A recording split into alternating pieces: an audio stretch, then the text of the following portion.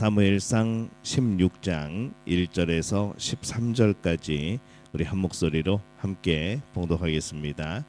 여호와께서 사무엘에게 이르시되 내가 이미 사울을 버려 이스라엘 왕이 되지 못하게 하였거늘 내가 그를 위하여 언제까지 슬퍼하겠느냐. 너는 뿔에 기름을 채워 가지고 가라. 내가 너를 베들레헴 사람 이새에게로 보내리니 이는 내가 그의 아들 중에서 한 왕을 보았느니라 하시는지라. 사무엘이 이르되 내가 어찌 갈 수 있으리이까. 사울이 들으면 나를 죽이리이다 하니 여호와께서 이르시되 너는 암송아지를 끌고 가서 말하기를 내가 여호와께 제사를 드리러 왔다 하고 이새를 제사에 청하라.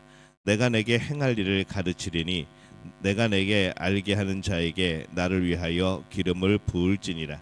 사무엘이 여호와의 말씀대로 행하여 베들레헴의 이름에 성읍 장로들이 떨며 그를 영접하여 이르되 평강을 위하여 오시나이까. 이르되 평강을 위함이니라. 내가 여호와께 제사하러 왔으니 스스로 성결하게 하고 와서 나와 함께 제사하자 하고 이새와 그의 아들들을 성결하게 하고 제사에 청하니라. 그들이 오매 사무엘이 엘리압을 보고 마음에 이르기를 여호와의 기름 부으실 자가 과연 주님 앞에 있도다 하였더니 여호와께서 사무엘에게 이르시되 그의 용모와 키를 보지 말라. 내가 이미 그를 버렸노라. 내가 보는 것은 사람과 같지 아니하니 사람은 외모를 보거니와 나 여호와는 중심을 보느니라 하시더라. 이새가 아비나답을 불러 사무엘 앞을 지나가게 하매 사무엘이 이르되 이도 여호와께서 택하지 아니하셨느니라 하니 이새가 산마로 지나가게 하매 사무엘이 이르되 이도 여호와께서 택하지 아니하셨느니라 하니라.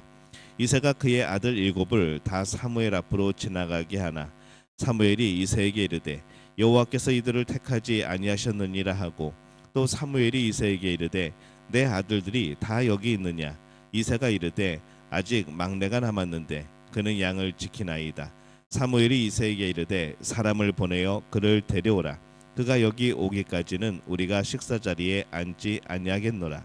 이에 사람을 보내어 그를 데려오매 그의 빛이 붉고 눈이 빼어나고 얼굴이 아름답더라. 여호와께서 이르시되 이가 그니 일어나 기름을 부으라 하시는지라. 사무엘이 기름 뿔병을 가져다가 그의 형제 중에서 그에게 부었더니 이날 이후로 다윗이 여호와의 영에게 크게 감동되니라. 사무엘이 떠나서 라마로 가니라. 아멘.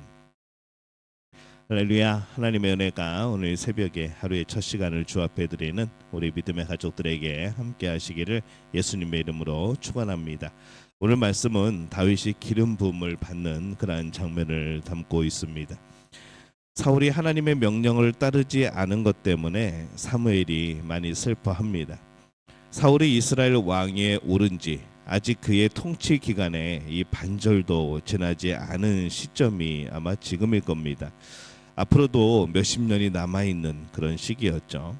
그래서 이 시대가 어두운 것 같은 하나님이 버린 왕이 다스리는 그런 시대가 지금 지나가고 있습니다. 오늘 1절 말씀에 보면은 여호와께서 사무엘에게 이르시되 내가 이미 사울을 버려 이스라엘 왕이 되지 못하게 하였거늘 내가 그를 위하여 언제까지 슬퍼하겠느냐. 너는 뿔에 기름을 채워 가지고 가라. 내가 너를 베들레헴 사람 이새에게로 보내리니 이는 내가 그의 아들 중에서 한 왕을 보았느니라 하시는지라. 이 하나님께서 더 이상 사울의 일로 인하여 슬퍼하며 주저앉아 있지 말아야 될 것을 말씀을 하시는 거죠. 과거는 바꿀 수 없습니다. 어두운 과거로 인하여 슬픈 현실일 때가 있습니다. 그래서 오늘을 살아가는 것이 그 과거 때문에 힘든 사람들이 많이 있죠.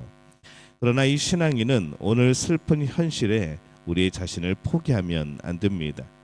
신앙인의 가장 큰 특징이 무엇인가 하면은 바로 소망입니다. 하나님의 통치를 믿기에 내일을 소망할 수 있는 것, 내일에 대한 희망을 가질 수 있는 것. 그래서 신앙인은 오늘 아무리 힘들어도 내일 일을 생각하며 준비하는 것이죠. 이 베들레헴의 이새의 마을은 사무엘이 전혀 생각지도 못한 그런 대안입니다.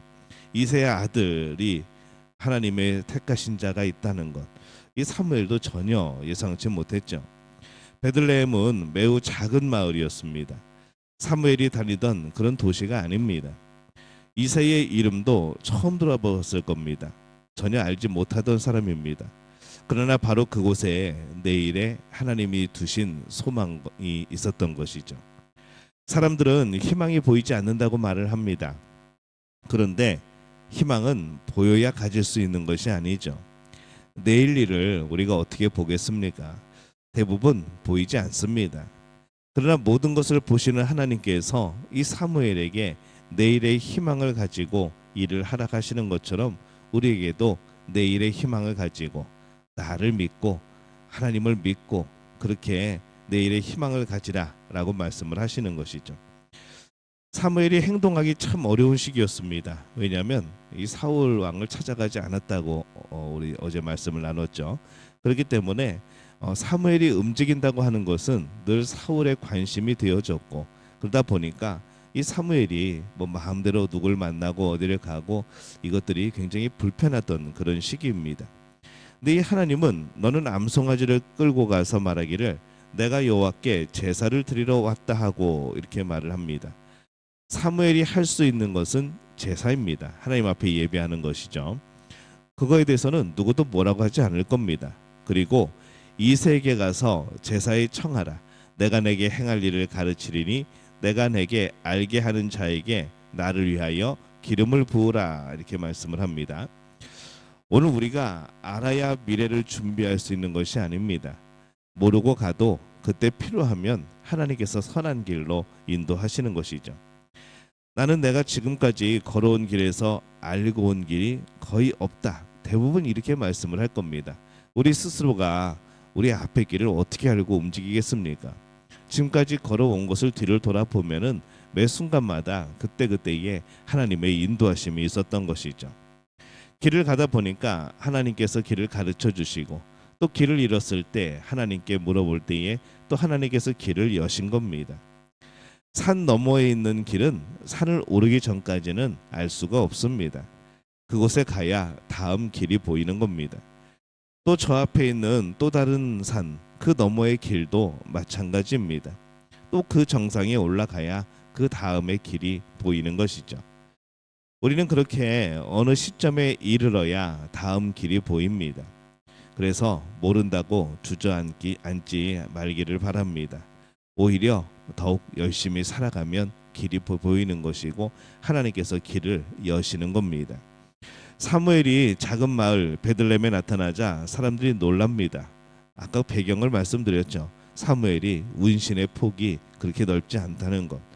근데 그 사무엘이 이 작은 마을에 나타났을 때 이 사람들은 여러 가지 생각들을 했을 겁니다.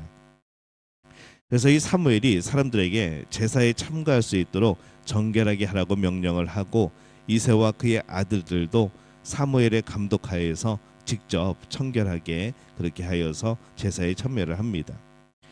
이 사무엘이 그 아들 엘리압을 보고서 여호와의 기름 부으실 자가 과연 주님 앞에 있도다라고 말을 합니다. 이 사무엘이 보기에는 엘리압이 이새 아들 엘리압이 너무 마음에 들었던 것이죠. 근데 하나님의 생각은 달랐습니다.